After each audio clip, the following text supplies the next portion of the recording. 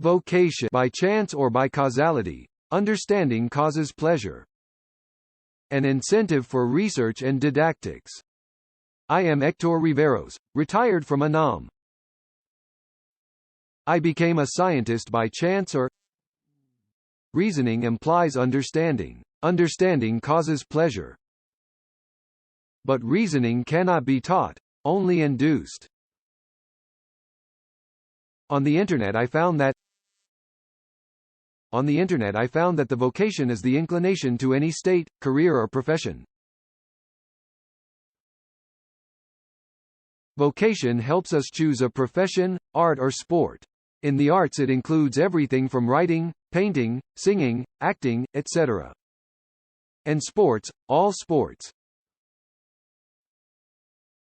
But you chose your job well, if you get paid to do what you really wanted for free, that is, you found your calling.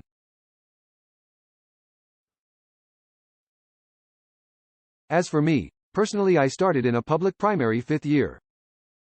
Already calm. Without studying, she had grades from 7 to 8, but she had time to read 200-page novels in one night.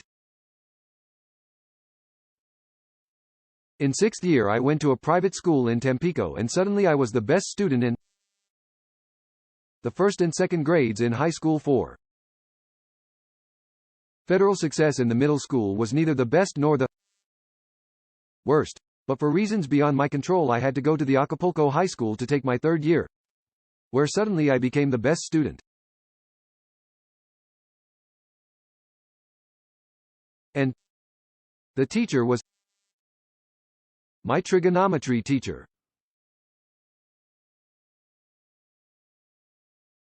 My mom and my sister were teachers. And I have 3 merchant marine brothers. Being the son of the highest-ranked husband, killed in World War II, and with 3 marine brothers and entering the north of Tampico.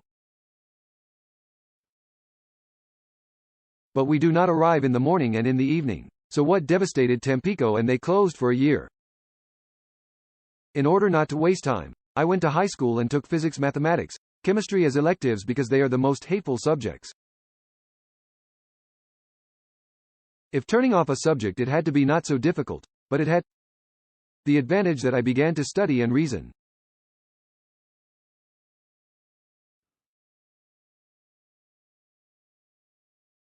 In high school Juan Chantanu and Puente Castro taught me to reason. And I thought about studying physics. A conference by Carlos to convince. He is a fantastic science lecturer at UNAM, where Oyarzabal taught me to reason.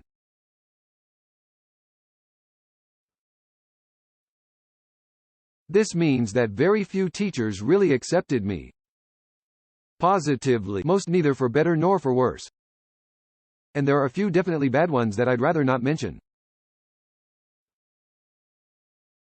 I gave private classes in private schools and home repairmen.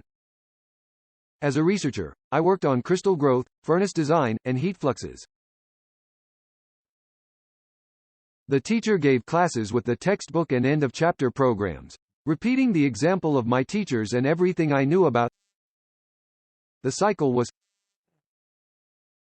coincidence and the teachers were coincidence for about 15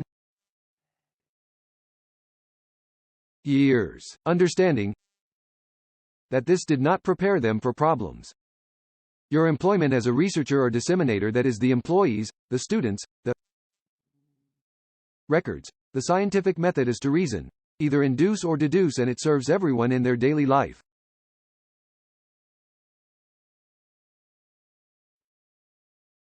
Understanding causes pleasure and is my best teaching tool.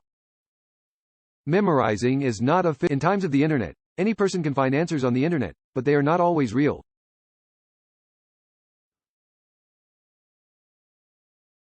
I want to improve my teachers and students have problems applying the theory in real life.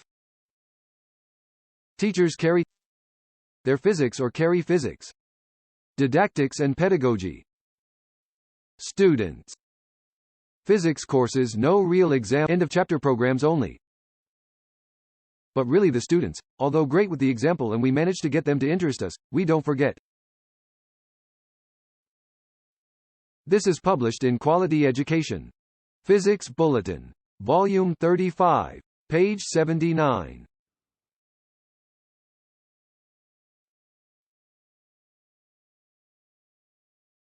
Teaching is researching about learning. What is improving the class? Improve the efficiency of my students.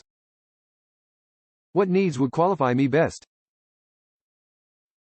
Introduce them to the pleasure of understanding. Whatever you want, but I like to put examples along the way. It is an example of a photograph found on the internet of a rose bush. That it has a set of roses in the little spheres, which are the drops of dew. The question is, what is going on there? How is it possible that can be photographed and seen this way?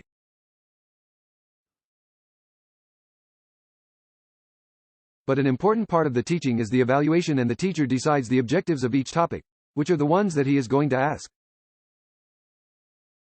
It is the most important.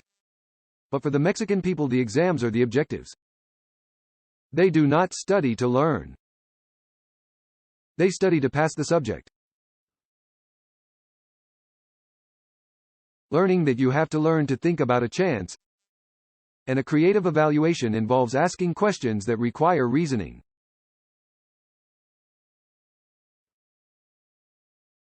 So that's the real goal for me. A physics course. Teach to reason the subject. All I have to say, if not prove it based on my experience with that particular topic. But I have to do the evaluation. They are questions that require reasoning, either to ask in class or to use on a test. Moving a student to the blackboard is very slow and traumatizes the student. If I put it on a few companions, I have seen him asking the same question to each and every one who answers it in a notebook in his notebook.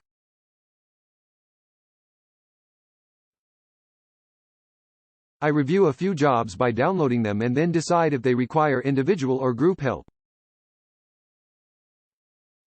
If it is not common, I interrupt the sentence and clarify the errors. But above all, with respect to the students, because they are in a stage of adolescence. He is very touchy. But really what I want is to help them find their calling. But that requires teaching them to reason so that when they find their vocation. I can't resist the temptation to show you this photograph taken from the internet that says that one photo a day for 28 days at the same time, in the same place. Do you think it's real, or is it a photo montage? Thank you very much, and I hope you enjoyed it.